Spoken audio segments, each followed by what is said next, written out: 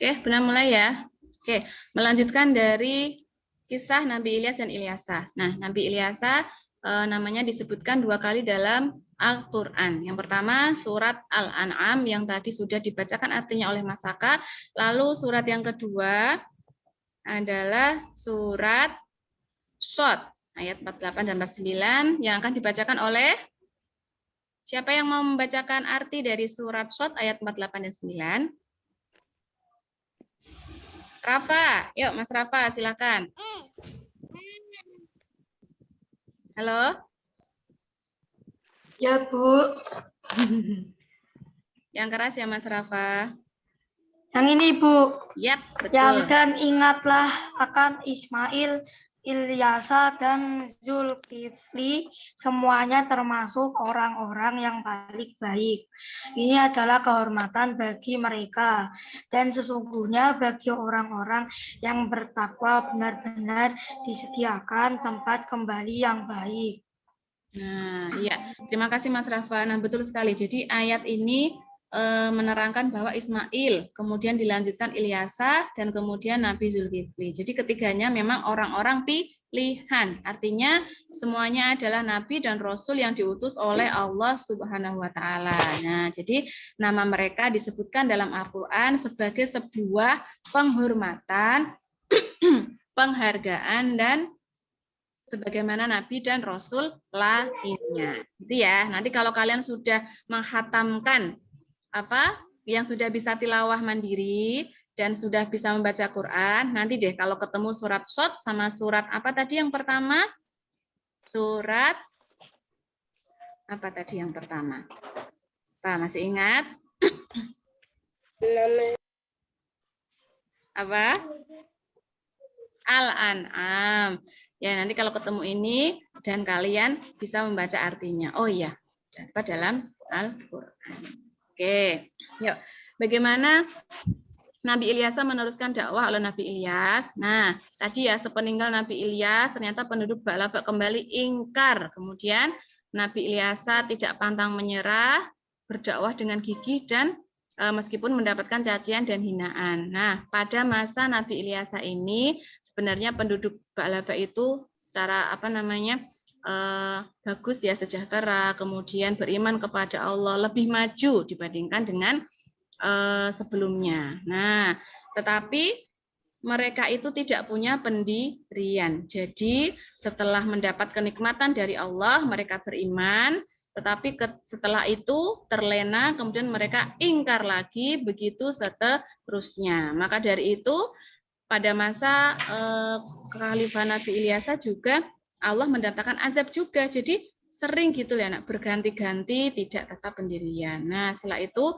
barulah dari azab yang berlipat ini, yang terakhir ini, mereka baru benar-benar sadar bahwa Ilyasa benar-benar Rasul yang diutus oleh Allah. Nah, itu ya teman-teman ya. Jadi kisah dari Nabi Ilyas dan Ilyasa saling berhubungan seperti itu. Nah, betapa mengerikannya ya kaum tersebut ya. Ucapannya tidak bisa dipegang ya. Mereka kadang sehari beriman, kemudian mereka ingkar dan kafir. Oke, mungkin itu teman-teman yang bisa Bu Rina sampaikan. Sebenarnya kisah ini sudah ada dalam buku paket PAI. Kan kalian punya ya buku paket PAI ya.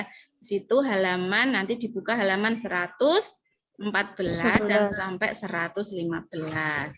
Seperti itu. Nah, yuk.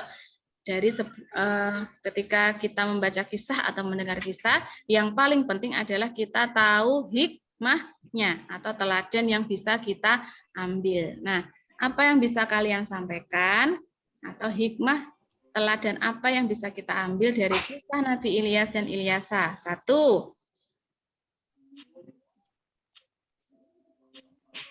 Yuk, ada yang mau menyampaikan? Sabar walau dihina. Ya, begitu sabar dan sabarnya luar biasa ya Mas Fasil ya. Sabarnya itu enggak sekedar aku sabar gitu enggak ya, tapi sabarnya itu luar biasa ya. Hampir semua kisah para nabi dan hampir semua para nabi dan rasul memiliki kesabaran yang luar biasa ya. Sabar yang pertama. Kemudian yang kedua, Jangan menyerah. pantang menyerah, betul. pantang menyerah ya. Jadi seberat apapun dakwah yang harus dilaksanakan, karena beliau percaya kepada pertolongan Allah, maka walaupun dihina, walaupun dicaci, tetap terus berdakwah. Ada lagi? Tadi yang apa penting ya dari kaum Ba'labak tadi ya. Oke, yang pertama pantang menyerah, iya betul, sabar, pemaaf ya. Kemudian ini yang perlu kita garis bawahi dari kaum Ba'labak tadi ya. Nih, jangan sampai kita beriman hanya dalam keadaan sulit. Atau kalau sekarang itu, jangan sampai kita itu berdoa kepada Allah dalam keadaan sulit saja. Misalnya mendapat ujian nih, kita sulit. Lalu kita ngajinya jadi rajin, sholatnya jadi rajin tepat waktu. Nah, kemudian saat kita sudah mendapatkan kenikmatan banyak, rezekinya banyak, urusannya dipermudah, terlena, malah sholatnya nanti-nanti, kemudian kadang ditinggalkan, ya, kadang tidak mengaji, tidak bersyukur, dan lain sebagainya. Nah, itu yang penting. Jangan sampai ya teman-teman ya. Jadi harapannya kita sebagai orang beriman, ketika mendapatkan nikmat, kita bersyukur. Justru kalau kita mendapatkan nikmat, syukur kita lebih banyak ya, sholat kita lebih rajin, dan lain sebagainya. Nah, jika mendapatkan ujian, kita bersabar. Oke. Itu ya teman-teman ya yang bisa Bu Rina sampaikan. Insya Allah cukup. Nah, setelah ini ada tugas mandiri yang harus kalian kerjakan di modul halaman 48. Bisa dibuka modulnya. Nah, nanti itu silakan dikerjakan. Satu halaman itu nanti berhubungan dengan Nabi Ilyas dan Ilyasa. Dan kalau misalnya ada informasi yang tidak tersampaikan, kalian bisa menambahkan sumber bacaan dari buku paket. Nah, buku paket yang sudah lama tertumpuk itu silakan langsung diambil ya, dibuka halaman 114 dan 115. Begitu ya, teman-teman ya. Oke, insya Allah cukup. Bu Rina akhiri dulu untuk materi, nanti dilanjutkan oleh Pak Priyo terkait pengumuman. Iya, Nak. Ini alasannya harus ditulis juga, Bu, yang di halaman 48, Bu. Iya, iya. Pokoknya satu halaman itu nanti silakan dikerjakan. Bu Rina tutup dulu ya. Terima kasih. Wassalamualaikum warahmatullahi wabarakatuh. Waalaikumsalam warahmatullahi wabarakatuh. Waalaikumsalam warahmatullahi wabarakatuh. Waalaikumsalam warahmatullahi wabarakatuh. Ya, Bu Rina sudah menyampaikan materi tentang Nabi Ilyas. Oke. Siapa yang tahu kaum apa yang Nabi Ilyas dan Ilyasa diutus? Kaum apa? Kaum kan banyak ya. Ada kaum Ad, ada kaum Ba'labak, kaum Bani Israel. Kaum Bani Israel. Ya, ternyata dari Bani Israel itu banyak sekali keturunan nabi ya. Nah, kalau ditarik ke atas, Bani Israel itu arah apa namanya garis keturunannya ke nabi siapa? Yang tahu? Yang disebut Bani Israel itu siapa sih sebenarnya? Yo, siapa yang tahu? Jadi nabi, betul sekali. Kalau ditarik keturunannya Bani Israel itu keturunan dari Nabi Ishak. Nabi Ishak adalah putra dari Nabi Ibrahim, betul sekali. Jadi dari Nabi Ibrahim ada dua keturunan, Nabi Ishak dan Nabi Ismail. Dari Nabi Ishak kemudian turun Nabi Yakub, kemudian turun Nabi Nabi Yusuf dan sebagainya ya.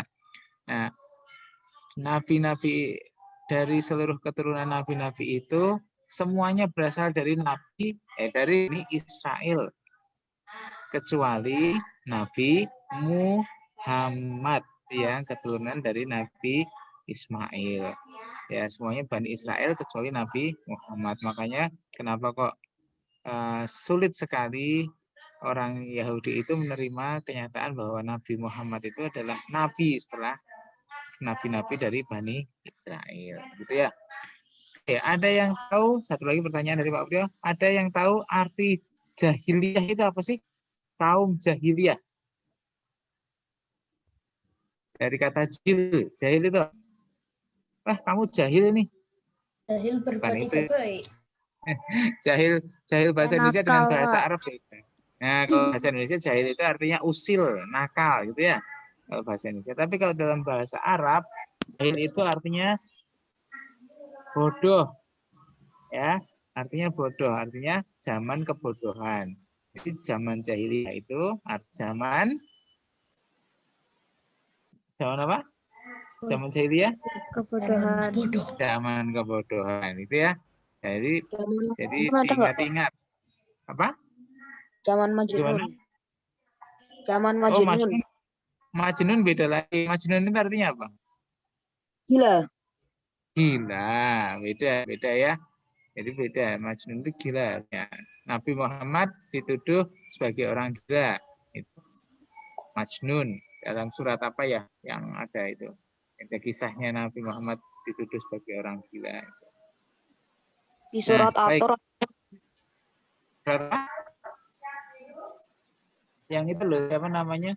Yang penyair yang pinter di saudaranya Nabi Muhammad juga yang kisahnya di juz belakang, juz 30 yang pinter tapi tidak mengakui, kalah pinter terus akhirnya bilang sebut saja Muhammad itu gila gitu ya. Adanya nanti dipelajari. Jadi selain ada harus Quran, kalian juga baca artinya. Syukur-syukur kalau orang tua kalian pernah membelikan tafsir ya, buku tafsir itu kisah-kisahnya yang bagus itu baca ya. Ya baik, alhamdulillah cukup ya. Insya Allah nanti di penugasannya untuk mencantolkan tugas yang dari Bu Rita tadi. Sekarang saatnya untuk mengecek GC kalian. Ya, kalau di kelasnya Pak Pri masih banyak yang belum mengumpulkan. Rata-rata baru 18-17 anak dari 23 anak. Ya, segera dilengkapi supaya tidak punya beban lagi nanti ketika menjelang libur Lebaran. Ya, baik. Kita tutup dengan doa penutup majelis. Dan Alhamdulillahirabbil alamin. Subhanakallahumma Wa bihamdika asyhadu an la ilaha illa anta astaghfiruka wa atubu ilaik. Terima kasih semuanya. Assalamualaikum warahmatullahi wabarakatuh. Waalaikumsalam warahmatullahi wabarakatuh. Oke, dadah. Oh ya, siap-siap ya. Pekan depan kita green terapi Oh, iya. Ramadan Senin. ya.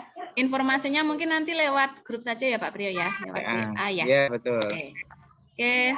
Apa namanya? Terima kasih. Jaga semangatnya ya, jaga imunnya karena pekan depan kita akan berangkat setiap hari. Oke? Siap-siap ya. Terima Pasti kasih. lebih Dadah.